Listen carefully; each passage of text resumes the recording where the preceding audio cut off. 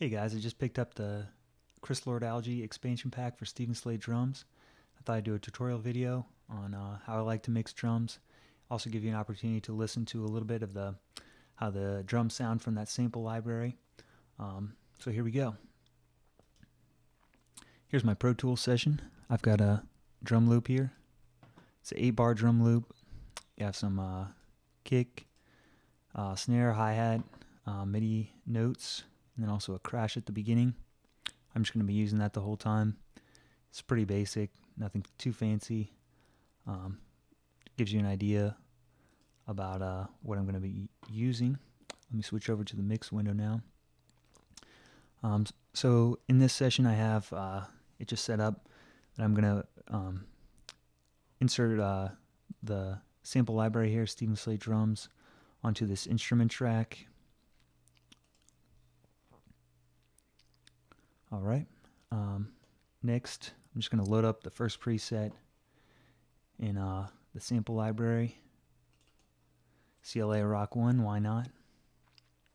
Now I already know in my drum loop, just as an example, it doesn't have a ride or these toms, so I'm just going to get rid of them to save on the memory right here.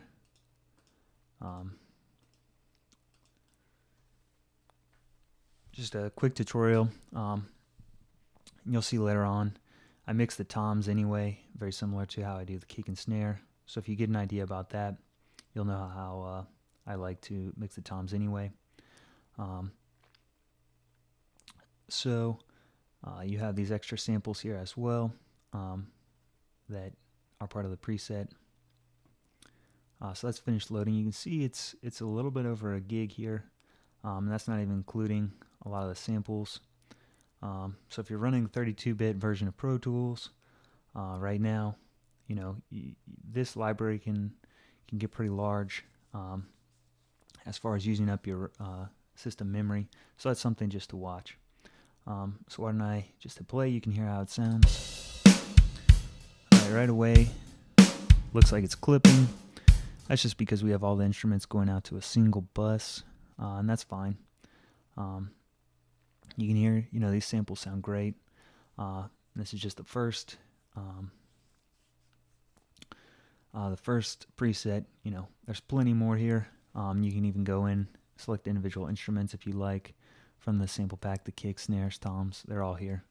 But I'm just going to use this preset as an example.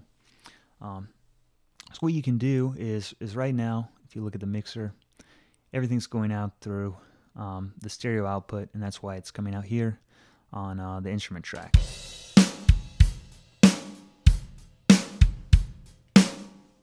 That's fine. It's a pretty basic way that you can mix. You can add in effects here. You can add in some EQs, some compression right here on the instrument track if that's what you want to do.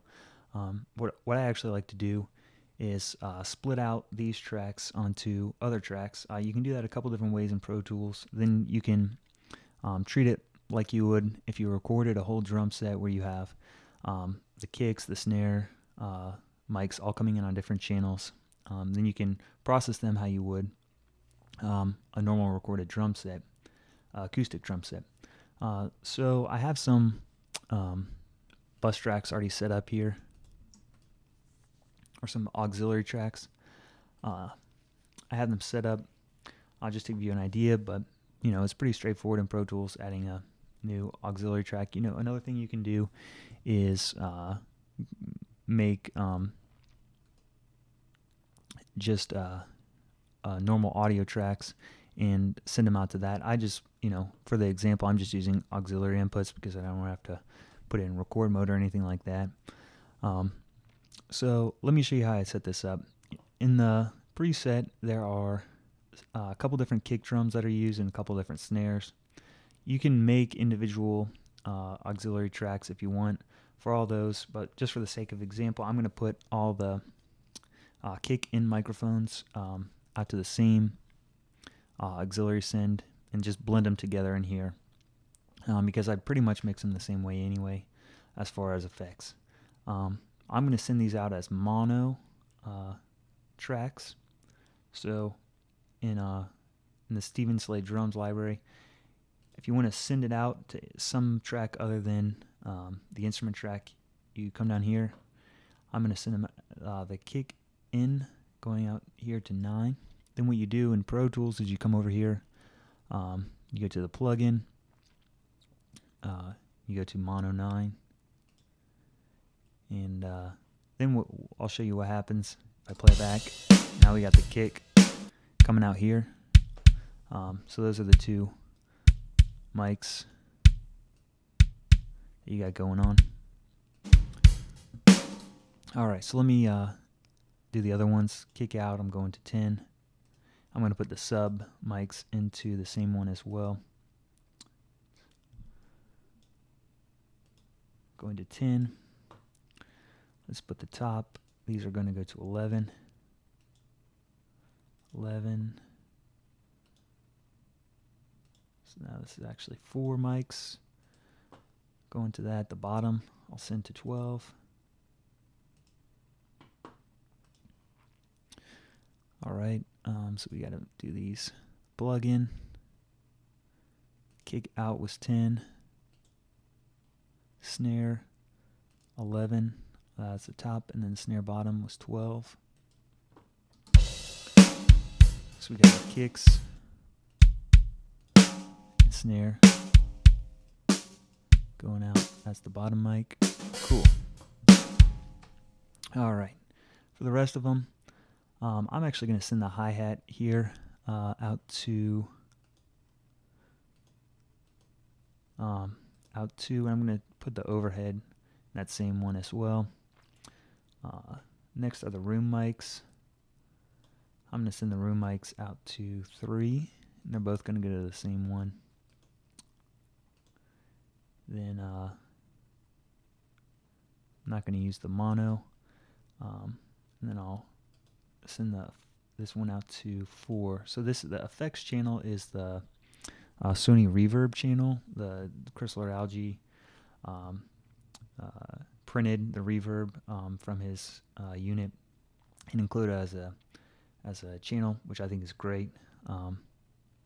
So let me map the rest of these, and I treat the effects differently later on when mixing. So that's why I have it on its own track rather than just sending it to the room feed as well. So the overhead we have going into stereo 2 and room 3, FX 4. So let's listen to these.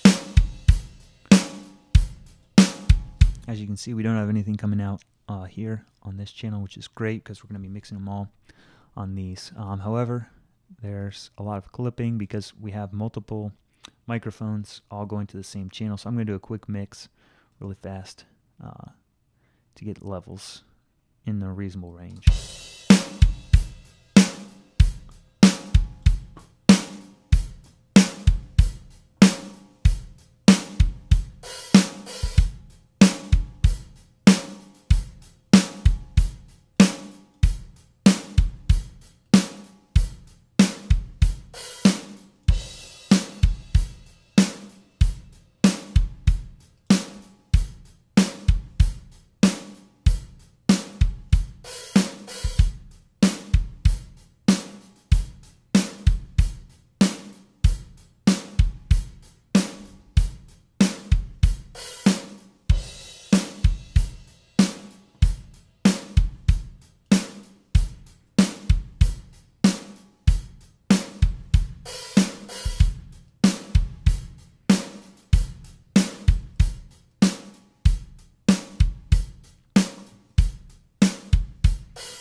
Alright, as you can hear, these samples sound great. Perfect for pop rock music, everything in between. You can, even other heavier styles like metal or anything like that could use it, or even country. If you're looking for something for jazz, you might as well just check out the Steven Slate Drums library that has some more variety. But these are a great example of just pop rock drums that Chrysler Algae is famous for, and you can hear that they are sounding great. Let's get started with how I like to mix them. So I'll just get started. I usually start with the kick drum. Try and get it sounding good. Alright, so I have a fair amount of other the other Slate Digital plugins that I like to use. What I'll do here is go ahead and insert on the mono tracks first here. What I'm going to insert is the VCC, the Virtual Console Collection. And according to the video on the Steven Slate website, that these samples were recorded using a Neve console, so I'm going to go ahead and use that. I actually like this console emulation better than the other ones anyway, and I'd use it on drums 99 times out of 100 anyway.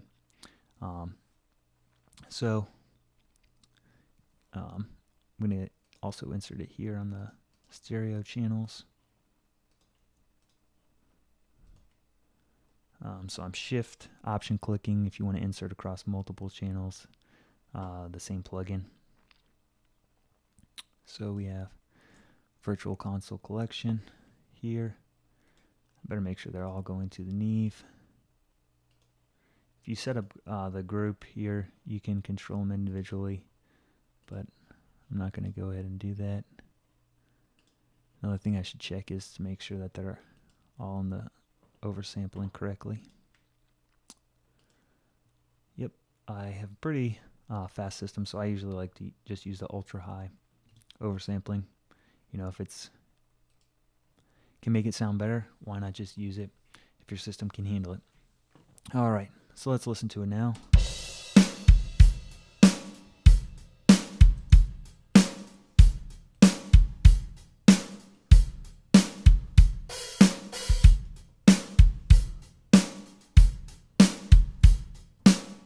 You can hear what these things are doing here. Let me bypass them and add them back in.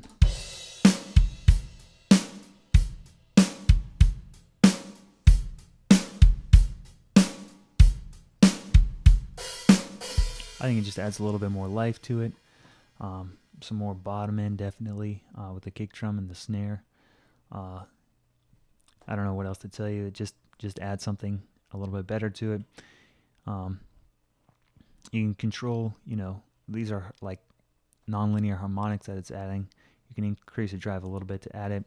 I assume that when these samples were originally recorded, that going through the Neve desk already, I don't really need to add too much more extra drive, but sometimes I will with other drum libraries that I have. Then straight away also after the Virtual Console Collection, I'll usually add in the tape machine across all the channels. Now, I'm not a big fan of the tape hiss myself, so I usually turn that down right away. You can hear it just... Oops. Let me add it in on the stereo channels.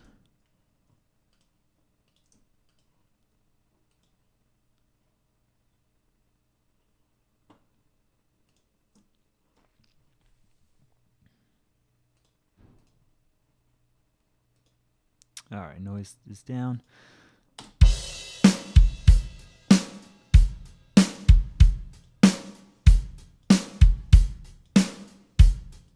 You gotta watch the levels a little bit.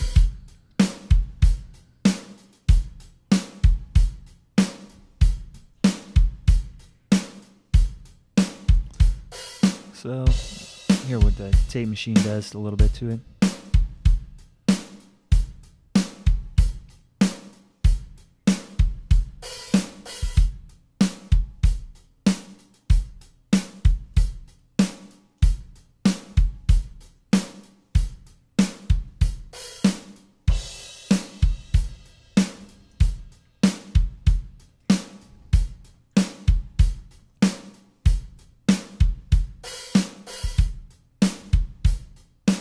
So in its own way, it's thickening things up a little bit, giving them a little bit more punch, just like the Virtual Console Collection, but just in a different way.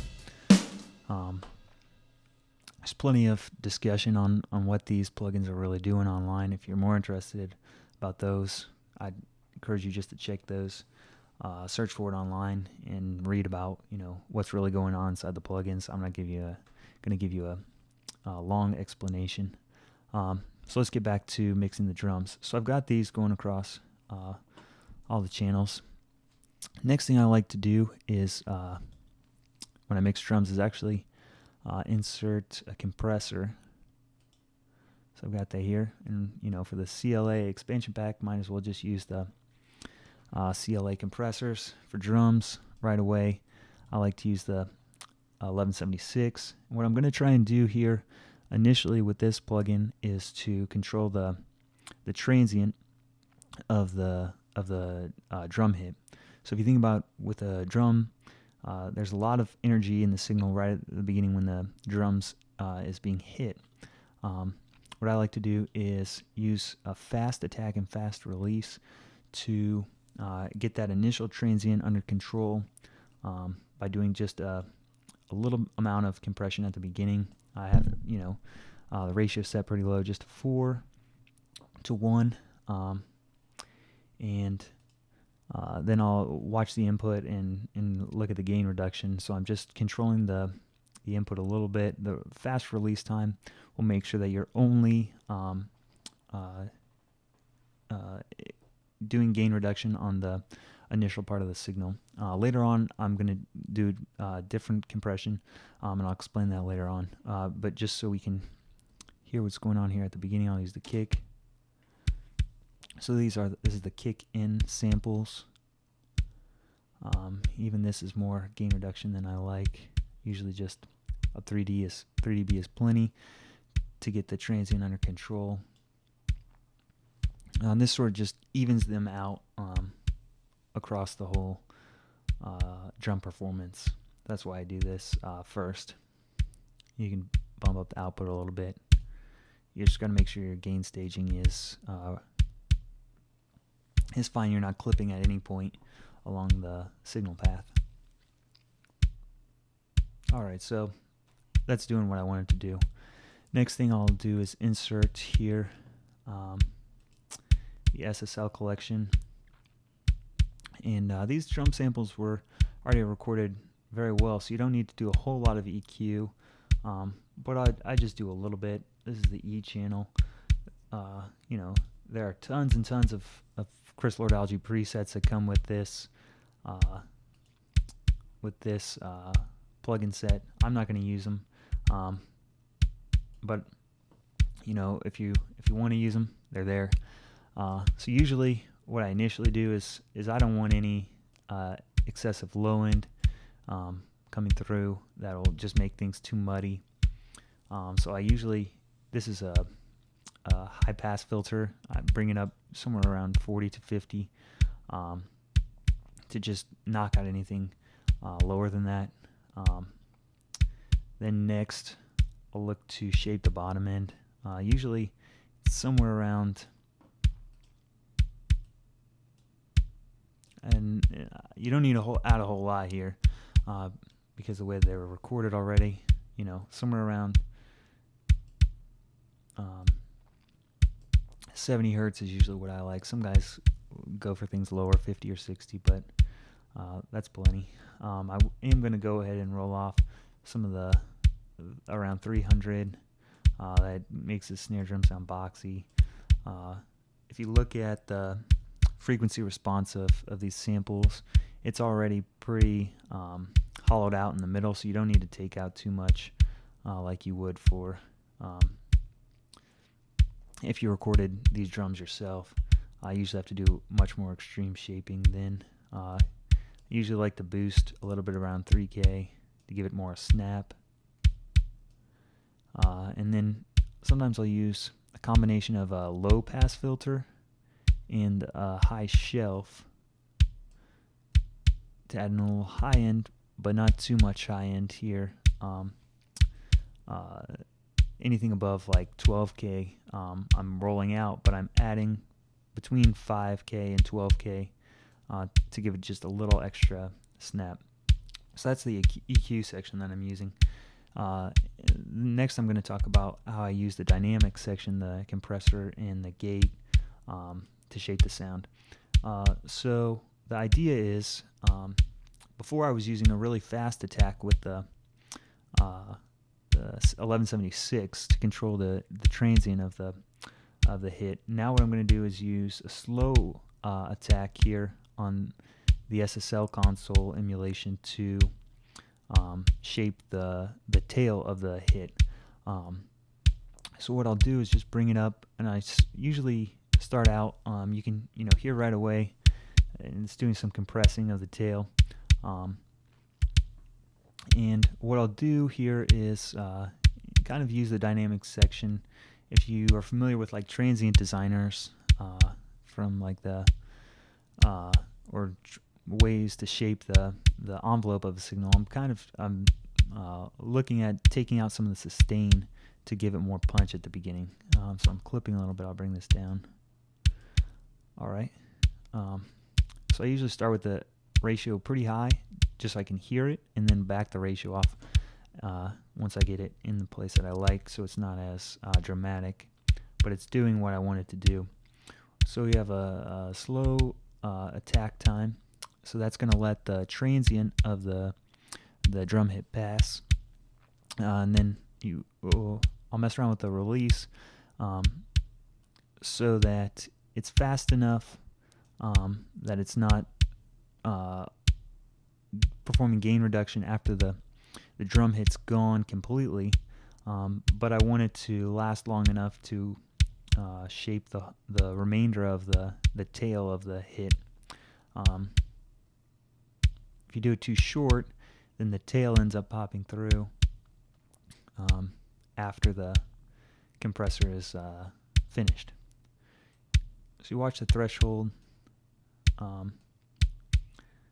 You use that to and the ratio together. That's about all the gain reduction I want. Then the threshold, I'm going to move on to the gate and use a fast attack time so that the gate comes on and off quickly. Well, it comes on quickly to let the drum hit through, and then the release determines how long it takes to turn off. So again, I'm going to use it. This is more of an expander because you have a variable range that you can decrease the gain. But I use it generally just as a gate anyway. And that helps the drums punch out if you take out a lot of the sustain. You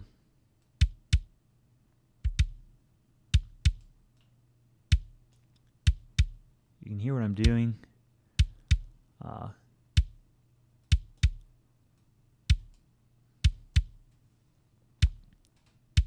Where the tail of it is basically being shaped by this dynamics processing, whereas before I was shaping the transient. All right.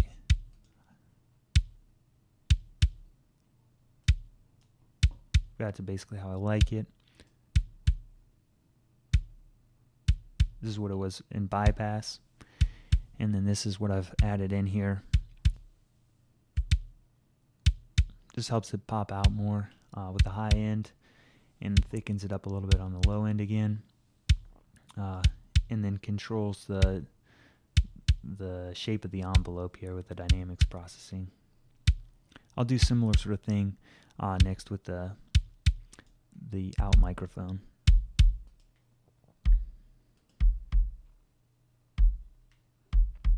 Bring in the 1176, fast attack time, fast release to shape the transient. It's way too much gain reduction. It's more like it. Don't need a lot.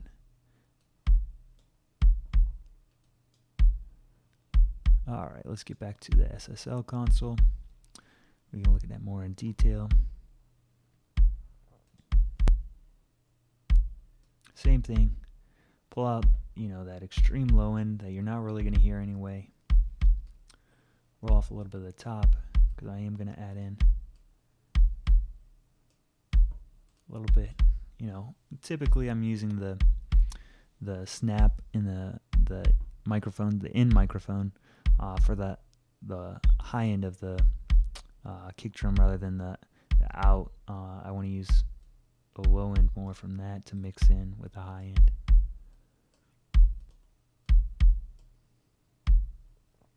Gonna roll off some around 200 here again, just like before, somewhere between 2 and 3K. Add a little bit extra high end.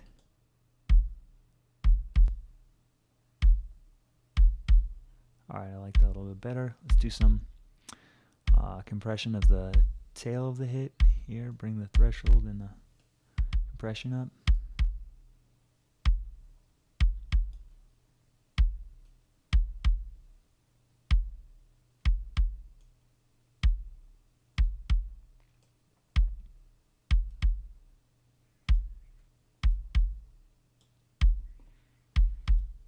Cool.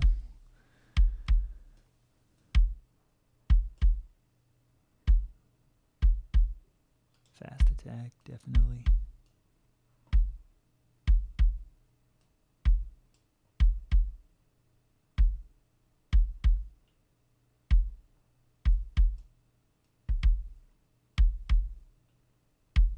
Now what's this going to do when you add in the rest of the instruments is the direct mics that you're hearing now for the kick drum are really going to punch out because there's not a lot of sustain on them to really muddy up the rest of the drum performance. So the sound between the hits gets decreased so that the punch is really dramatic as soon as the drums hit. Let's hear these together.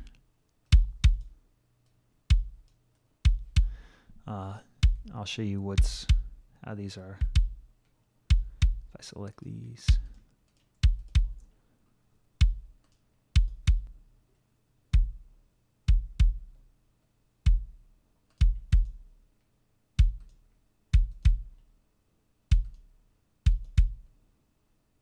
So this is what we started out with.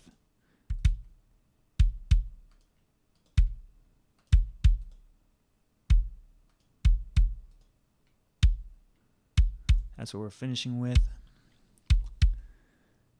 Bring this down a little bit so there's a little bit less gain reduction.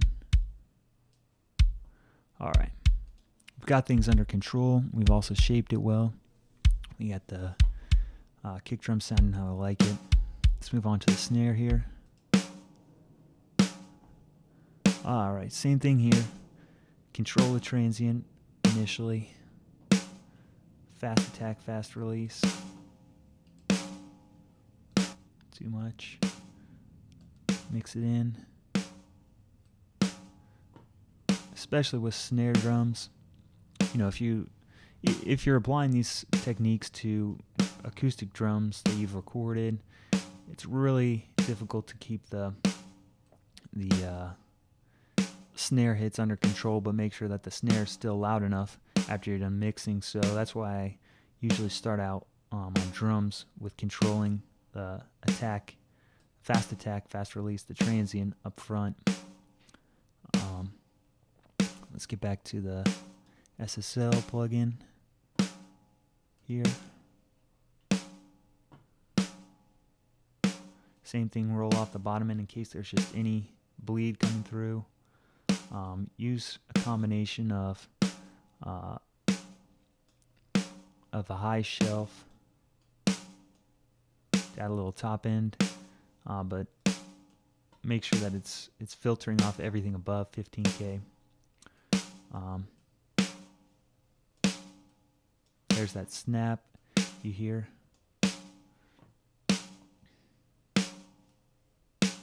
Now usually for snare drum, the fundamental pitch of the signal is not as low as the kick drum, obviously. So you have to find that. When you want to thicken it up a little bit, give it some low end body. Then usually what I'll do with the snare is a sharp Q here, and I'll sweep to find the frequency that I don't want between 500 and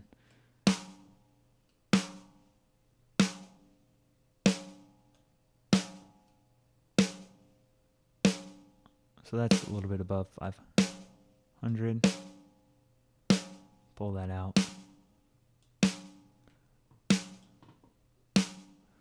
All right, now looking at the dynamics, bring up the compression. Slow attack time.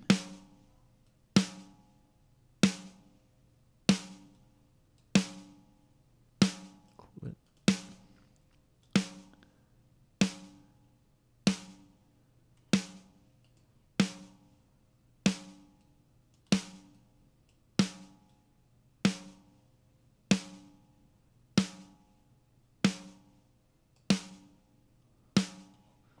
All right.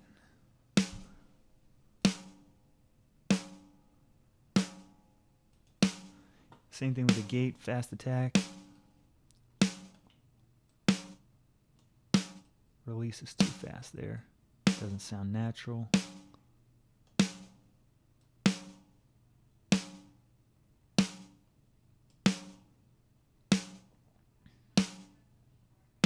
All right, sounds about right.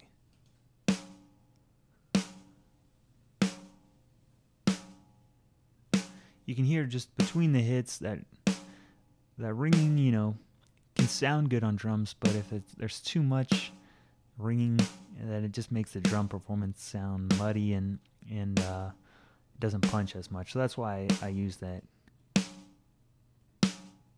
gate and compression. All right, let's move on to the bottom mic. Similar sort of thing. We've already got the console and the tape machine going.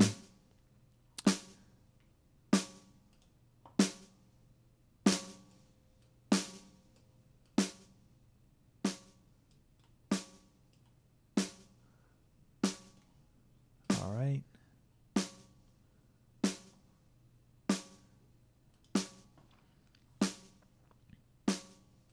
Definitely with the bottom end, you know, if you've got a lot of bleed coming through on the mic, which I don't here, rolling off anything below 100 is a good idea because you'll have a lot of kick drum in the bottom snare mic.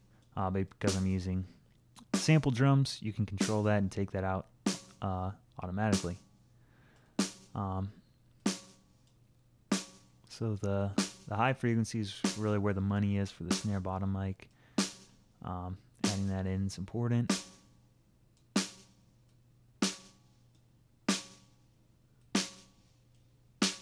Alright, I like that. Same thing. Sharp Q. Sweep boosted initially. Find the frequency you don't like.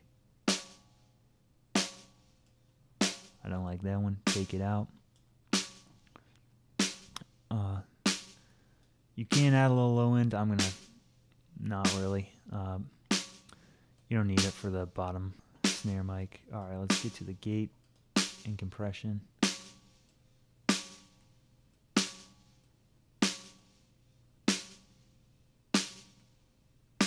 Like what that's doing. Fast attack.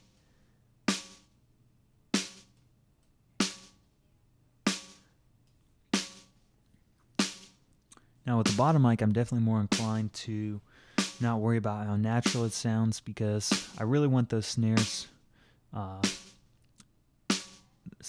snare sizzle to really come across at the initial transient or the attack of the drum. I don't really care how long they sustain. I'd actually like to take those out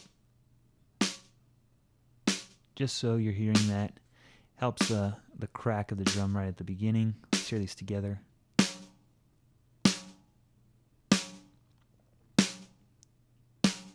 Great. So that's what we got so far. Those are the drum mics, or the close mics we've got mixed. Let's move on to the overhead.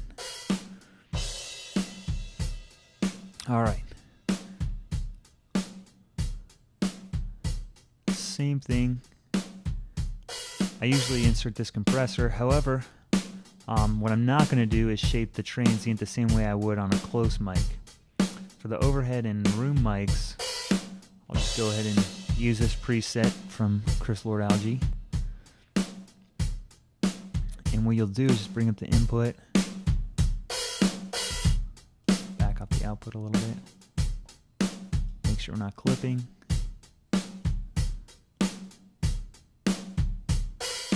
Really like what that's doing to the ambient sound of the kick drum and the snare.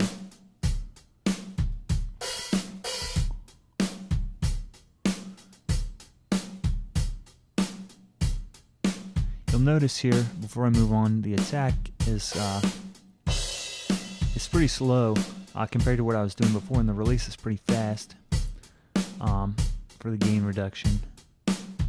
So what I'm not going to do with the EQ is shape the dynamics. I'm going to let the 1176 do that. I am just going to shape the EQ with it.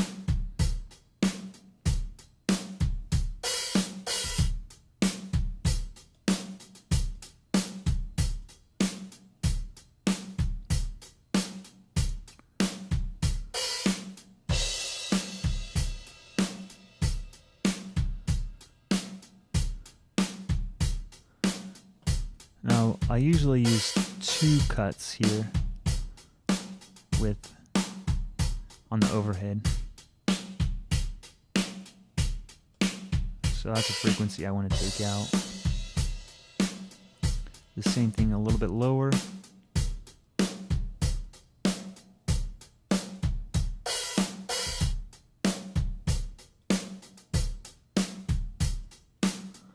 Cool.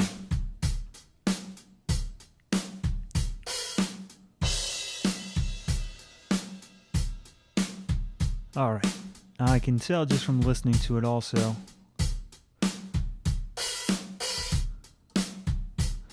that the hi-hat's coming in pretty strong.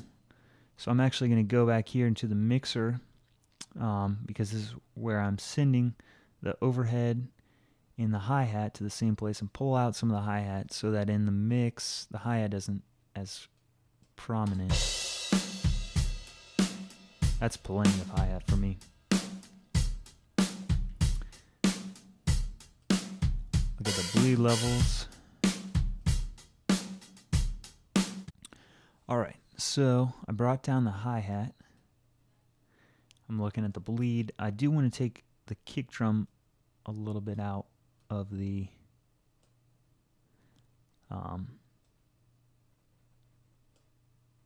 overhead. So I'm bringing it down here.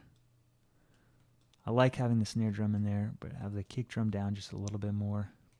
We'll come back for the room later on. Let's hear how we have everything sounding now.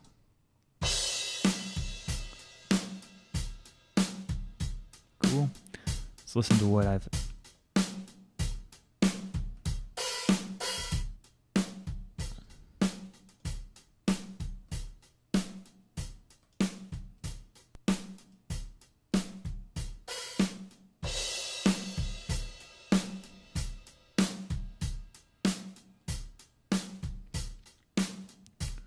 Alright, let's add in this stuff back in again.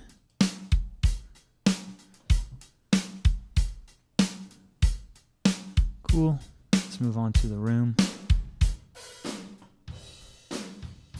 Same thing.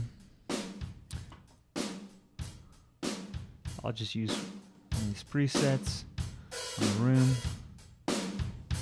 A little bit too much for me.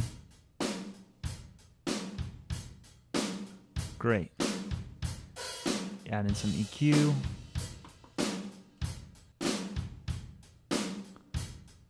Roll off the low end.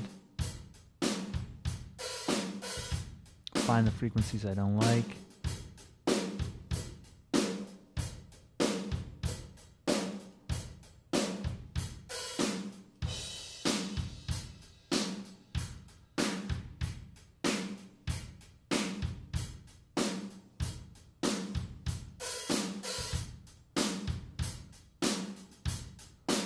Take a little bit more of the high end off of the room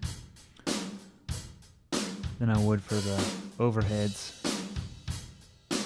Alright, I like that.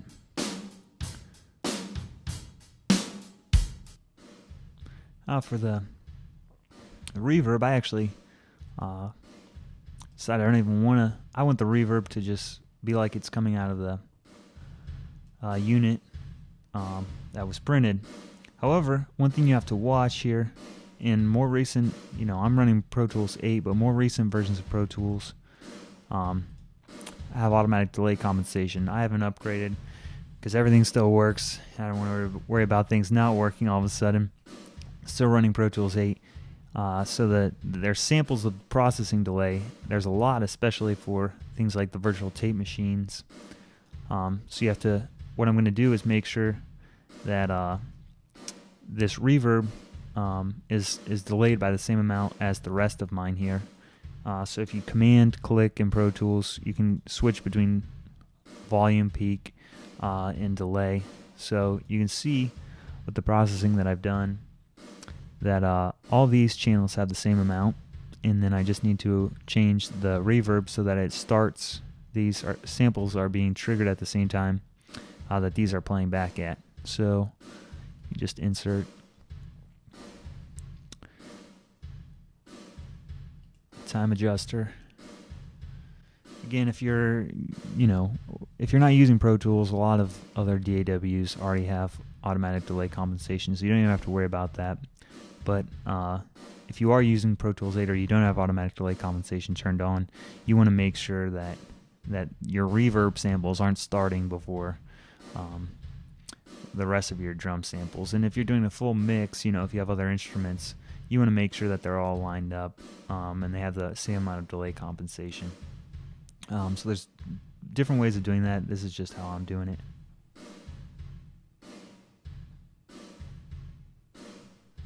So it looks like I need to do 1893.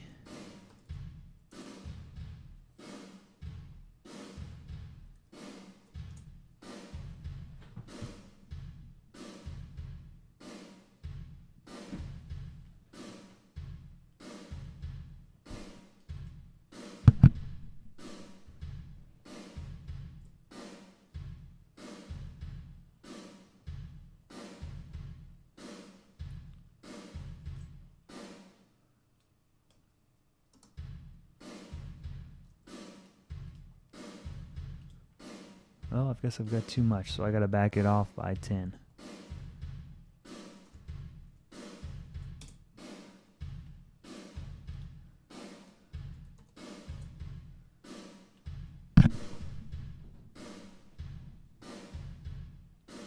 All right, let's hear our mix so far.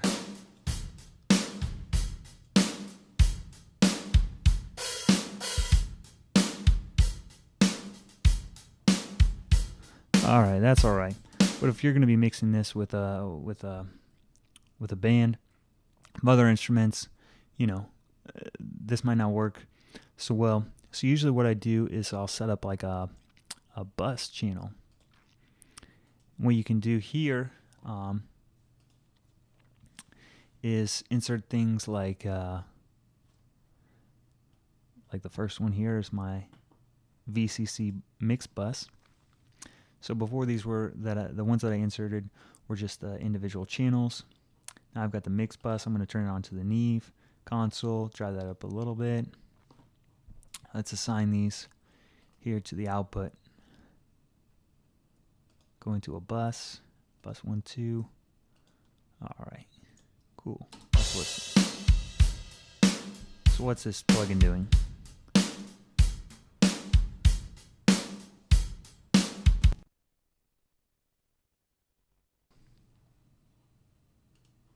All right. So the plugin you can hear.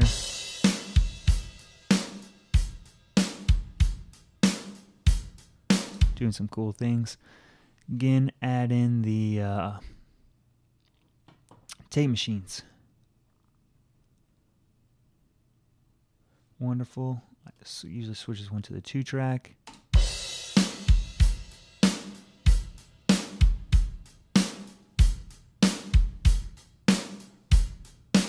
Great, I like what that's doing.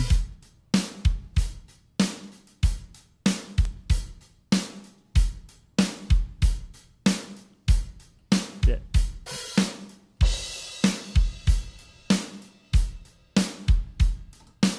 So that's definitely helping on the low end.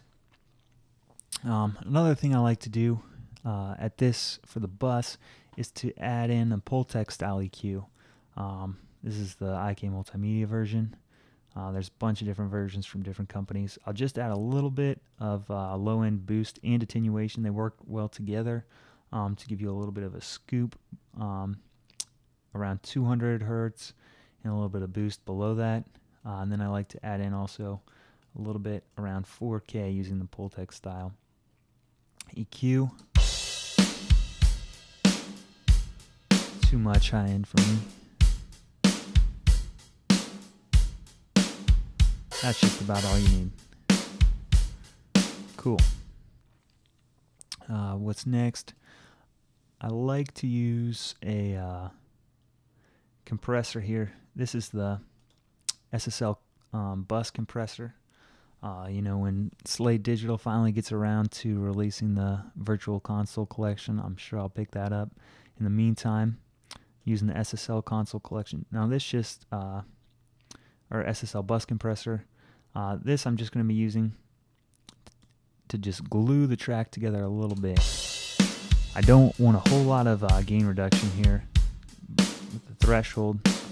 Slow attack to make sure I'm not sucking the life out of the drums with the fast attack. Just glues them together a little bit.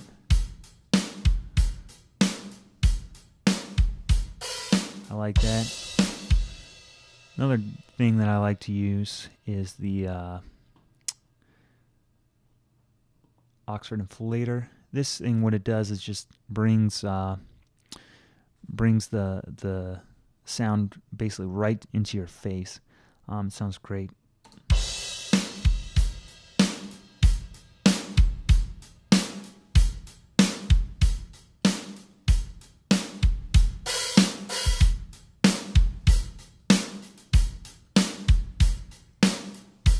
Too much.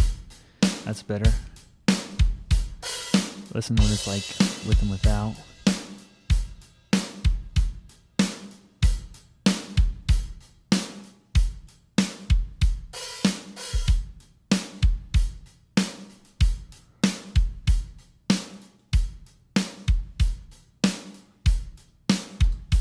All right, cool. So that's a general overview. Just some standard mixing. The next thing I want to talk about is doing parallel compression for drums. I almost always do this with any kind of pop rock drums. This is how you can really make your drums punch and pop. What I do, so right now I have all these tracks going to a single bus output. What I'll actually do is insert two auxiliary tracks in here. I've already got them made up, and then what I'm going to do, there's a clean one, which basically what I'm going to do is pass the signal uncompressed through this one, and then heavily compress the signal going in here. The thing about this is what I like to do is just parallel compress the direct mics and a little bit of the overhead. I actually find that the room will cut through plenty at the output without doing parallel compression, and it's really the direct mics that I want to use anyway. So what I'm going to do is assign this one now to be bus 1, 2, because I've got the mix basically how I like it going into bus 1, 2, and now assign the output. We're going to make this one 5, 6, make this 3, 4. So right now, this is basically what I've done is just inserted a track that you're going to get the same mix as before.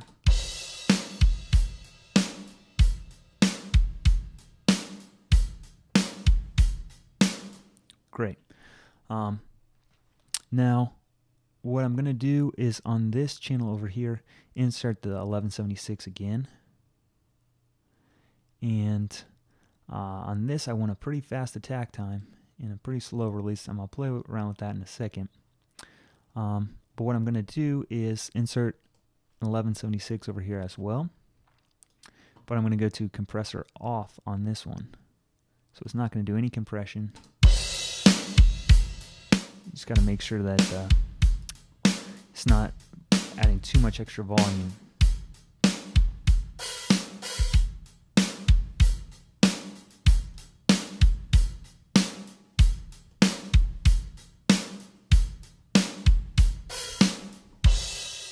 Alright, now let's get into the compressor channel. Okay, so what I'm going to do is use sends over here on the direct mics, on the kick, the 2 kick, the snare, and the overhead. Now what you have to do is watch and make sure. Right now I'm not sending this through the master output here, but I will eventually. Right now I'll just play it back so I can determine how much of each drum I want to be sending through the parallel channel. Too much kick drum right now.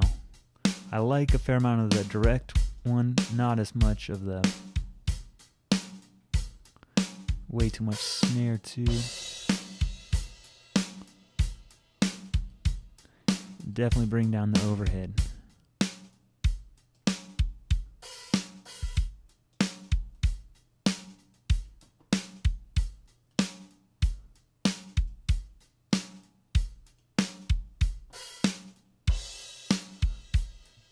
It's pretty extreme compression going on.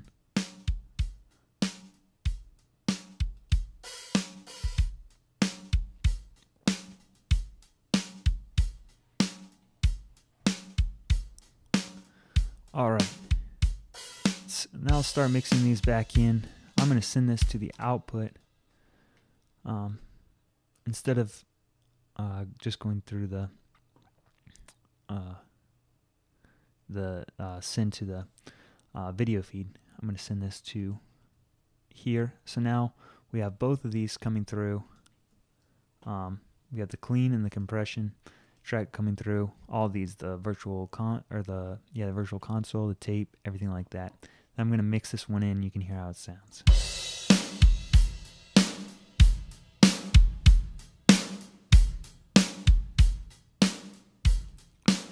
Make sure not too much volume.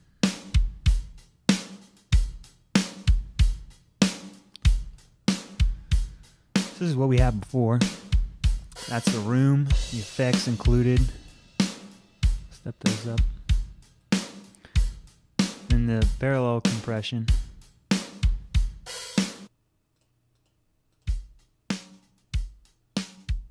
You know, you're never going to use this on its own, obviously. And that's too much kick for me. But when you add it back in, really makes those drums punch out of the mix.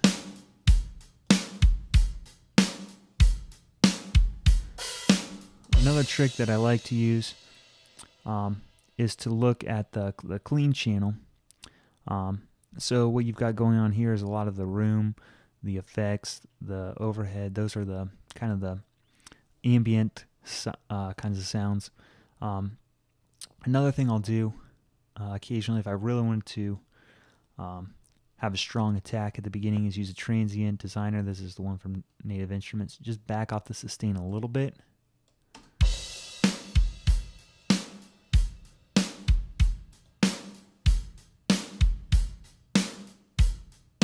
On the clean channel. So I've taken the sustain off a little bit. That emphasizes the attack more of the drums. And let's add the parallel compression back in, and you can really hear how it's starting to punch in the mix.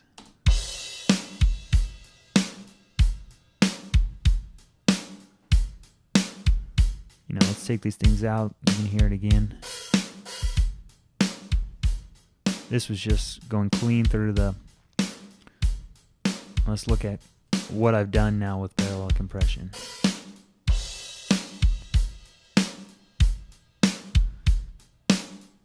It definitely adds more attack to the drums which is pretty important for pop rock music. So let's look at again what we've got going on, how all this sounds by bypassing some of these things.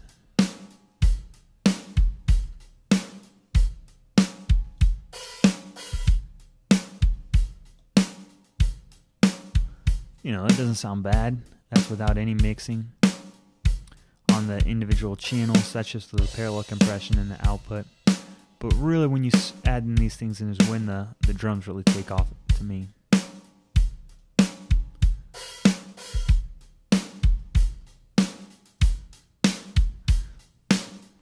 After listening to this, I think there's a little too much high end on the snare.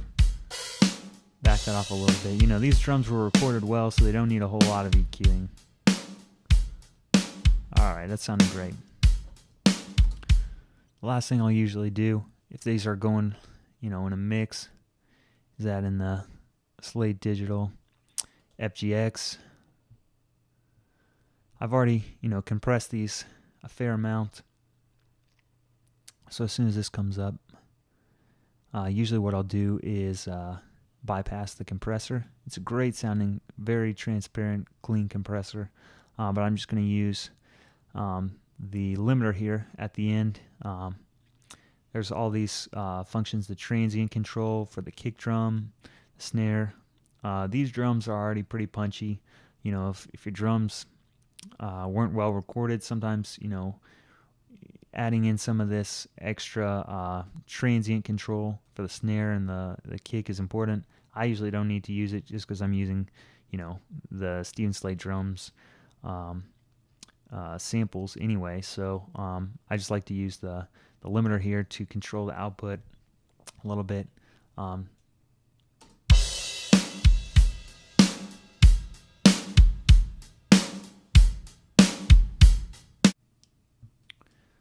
So the dynamic perception, usually about 3 or 4 is all you need. Gain. Make sure that the drums are, you know, throughout the performance, they're always loud, like you would want for drums in pop or rock music. And that's really it. Let you listen to the loop again and play around bypassing some of these things so you can hear how it sounds without them and with them, and, you know, why I added each of these things in as part of the process.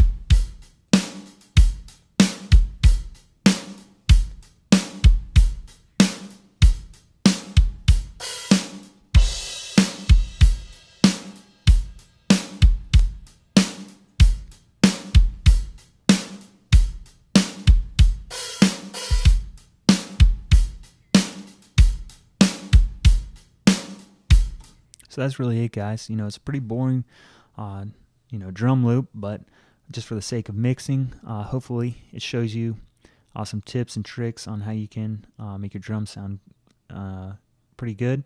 You know, I have to thank the Crystal Lord Algae drum samples for really making them sound good, but it's just pretty minimal tweaking, some dynamics and some EQs, and then the Slate Digital tape machines and virtual console collections really make all the difference. Can't recommend them enough. Same with the limiter. You know, I've used it here as the final plugin for my drum bus, but really where it's great is for entire mixes. Really makes your entire mix loud, unlike any other limiter I've used. So definitely recommend that as well. Hopefully you got an idea about parallel drum compression. I do a little bit different than some people, just because I only like to parallel compress the direct mics and a little bit of the overhead. Some people will prefer to do parallel compression on the room mics, but that's just for a different sound. Hope you enjoyed the video. If you have any suggestions or anything like that, anything I should be doing differently, feel free to make recommendations. And hope you enjoyed it and learned some things. Take care.